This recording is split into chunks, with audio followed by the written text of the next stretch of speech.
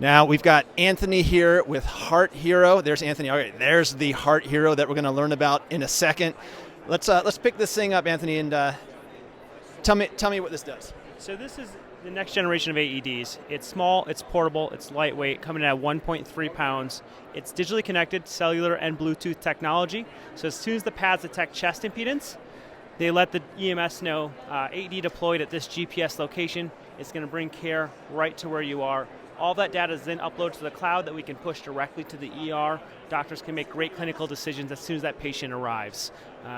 How much are these guys going to cost? Right around $700. We're launching once we receive regulatory approval from the FDA, hopefully around mid to late next year. Additionally, this device is IP67, so fully waterproof, fully dustproof. You can submerge it in water.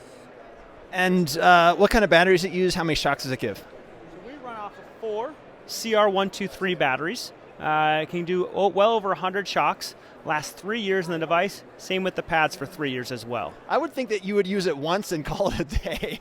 Yeah, hopefully it's not giving 100 shocks, but we need to make it robust so it fits into someone's lifestyle. Our goal is to ultimately get these into the home and allow patients with cardiac issues to live more fulfilled lives. And how does it work? Can you give me the breakdown?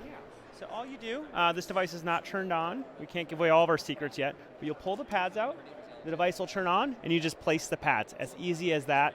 Nothing else to do. Auto shocks, auto calls 911. You have a pediatric button and a bilingual button, so it can work for all different applications as well. And does it talk to you like other defibrillators? Yeah, it'll talk to you. It'll walk you through all the process, give you CPR coaching, and it'll do everything for you.